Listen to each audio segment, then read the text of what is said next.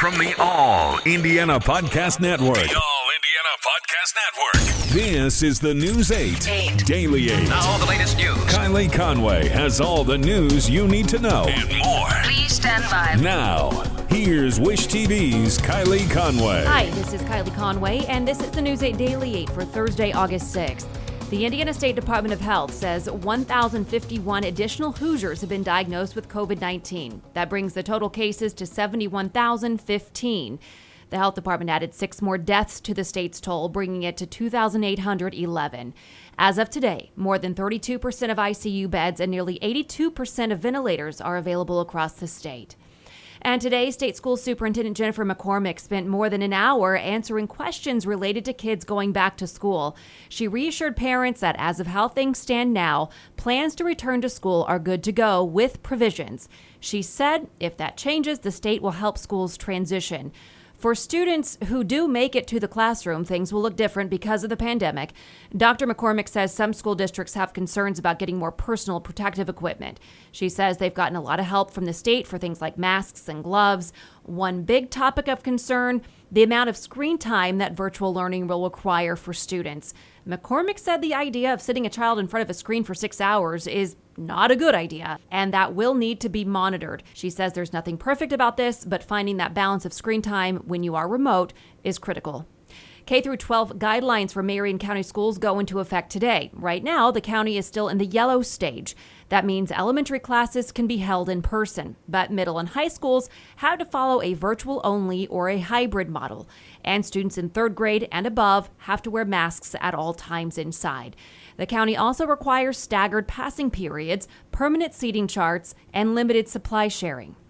The Indiana High School Athletes Association is leaving the decision to play fall sports up to the schools. In new guidance released today, schools can sell concessions if they're prepackaged, and fans will be allowed at events, but bleachers will be limited to half capacity and max out at 250 people. And of course, college students are also bracing for a different experience. There are screenings, campus apps, COVID tests, special forms. Our Travis Robinson looked at how Marion and Butler universities are handling everything. He found Marion University is going to have normal COVID procedures like wearing masks, socially distancing, but they're also going to take advantage of technology. Butler University says students should only pack what they absolutely need and show up 30 minutes before their move-in time after filling out the screening on Butler's website. This way, students can get screened in person and COVID tested on campus prior to moving into campus housing and have test results in 30 minutes. They say students who test positive must leave promptly or move to an isolation room if they can't go home. Marion says they are relying mainly on that tech I mentioned, on a screening app when students come through. Aside from that app, Marion says students can only have 2 helpers, everyone needs to wear masks, and they suggest anyone 65 years and older stays home. IU Bloomington plans on sharing their move-in procedures tomorrow, including logistics, arrival testing, and precautions. And as far as tuition and all of the what-ifs surrounding COVID, let's talk tuition insurance. Richard Essex looked into this today. In the event a college student gets sick, tuition insurance will reimburse their tuition. The average in-state tuition here in Indiana is just under $18,000 a year. In the middle of a global pandemic, there are ways to protect that investment. Most universities and colleges will refund 100% of a student's tuition if they leave campus within the first couple of weeks. After 5 weeks, the reimbursement at most schools drops to 0. There are only a few companies that offer tuition insurance. Doers, Liberty Mutual, and GradGuard are the most popular. The insurance is based upon tuition costs, usually less than $1,000 for the entire year at a state university. The coverage has to be paid for before the first day of classes. GradGuard told Richard if a student withdraws for ordinary illness like mono or injury like a concussion, or even in the case of getting sick with COVID-19, the tuition insurance will pay their housing, their tuition, their academic fees, and the total financial loss they've experienced. There are a few catches to these policies. The insurance does not cover tuition if the university switches to virtual learning or if a student is afraid to come back to campus because of the virus. There are some exclusions for participating in riots. Butler, Notre Dame, and Purdue have arrangements with tuition insurance companies. Students at other universities can buy a policy, but the price is going to go higher. We have more resources about this listed on wishtv.com. Nearly 1.2 million laid-off Americans applied for state unemployment benefits last week, evidence that the coronavirus keeps forcing companies to slash jobs just as a critical $600 weekly federal jobless payment has expired. The government's report did offer a smidgen of hopeful news. The number of jobless claims declined by 249,000 from the previous week after rising for 2 straight weeks, and it was the lowest total since mid-March. Still, the pace remains at alarmingly high levels. It is the 20th straight week that at least 1 million people have sought jobless aid. Before the pandemic hit hard, the number of Americans seeking unemployment checks had never surpassed 700,000 in a week. Searching for a romantic summer getaway? Escape with Rich Girl Summer, the new Audible original from Lily Chu.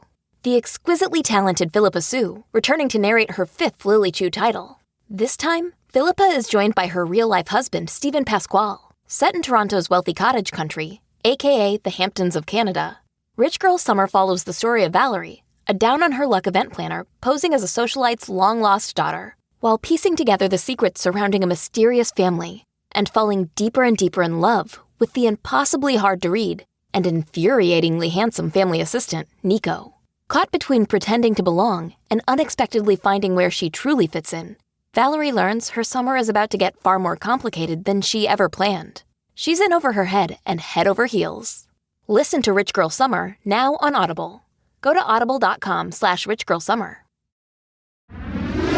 And just into our newsroom today, a Lawrence man is facing federal hate crime charges. 50-year-old Shepard Hain is accused of making threats to his black neighbor. A U.S. attorney says Hain created a swastika on a fence facing the man's property, burned a cross above the fence line facing the man's property, created a large sign next to the swastika containing anti-black racial slurs, displayed a machete near the sign, and loudly played the song Dixie on repeat. When federal officers served a warrant on Hain, they found he was a fugitive in a case from Missouri. They also found guns and drug paraphernalia inside his home. We're really looking into this case. We're going to have a live report for you tonight on News 8 at 10 and 11 o'clock. A Brownsburg man is in custody accused of trying to kill a woman in Bloomington. Police arrested 18-year-old Keandre Owens last night. Officers found him when he checked into the same hospital where the victim was being treated. About 2 hours earlier, police found an 18-year-old woman with stab wounds to her throat, head, and stomach. The victim went into emergency surgery, but before managed to give officers Owens' name. He's now preliminarily charged with attempted murder.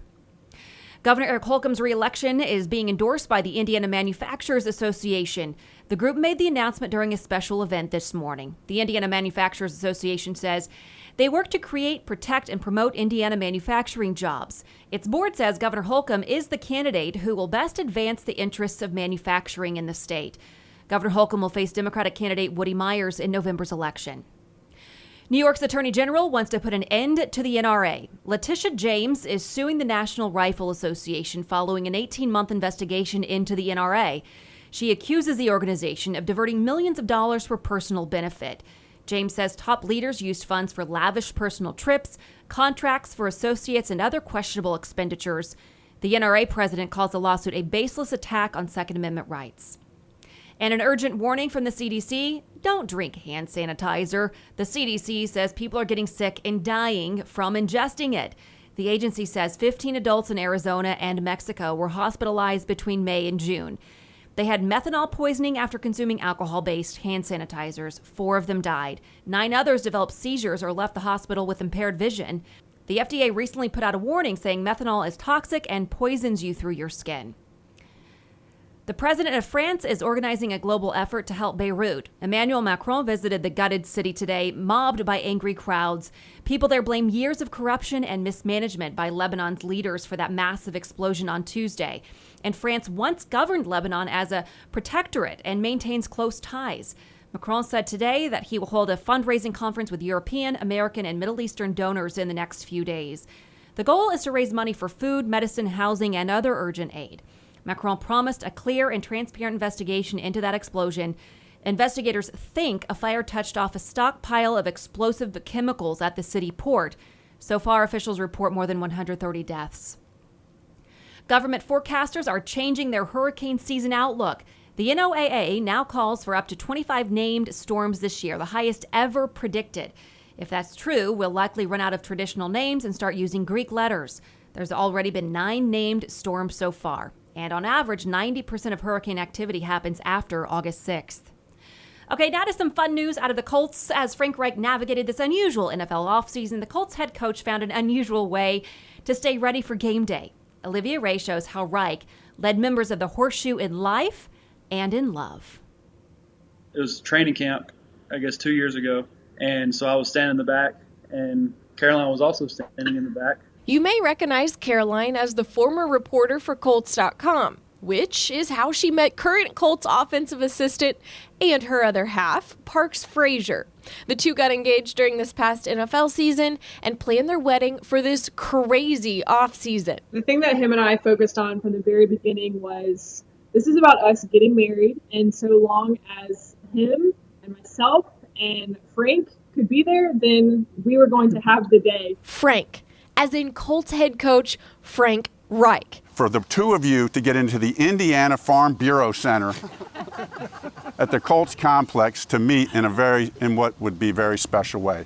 We can see God's hand in it from start to finish. An important piece of this love story because he's the one that actually tied the knot for the Fraziers. As an ordained minister, maybe one of the greatest privileges is performing a wedding. It's just so fun to see two people coming together. Now, Reich has only performed a couple of wedding ceremonies before, but he has given plenty of pregame and halftime speeches.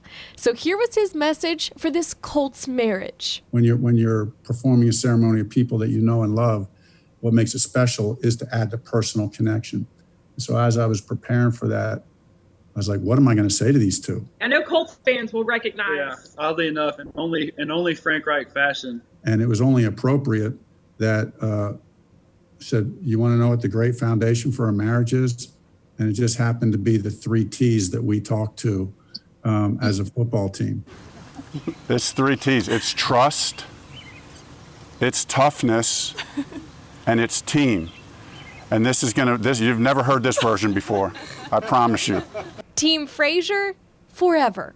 Olivia Ray, Wish TV, wishtv.com, and follow us on Facebook. Olivia, thank you. This has been your News 8 Daily 8 for Wish TV. I'm Kylie Conway, online at wishtv.com, and follow us on Facebook when you search Wish TV. Check out more podcasts from the All Indiana Podcast Network now at allindianapodcastnetwork.com. allindianapodcastnetwork.com.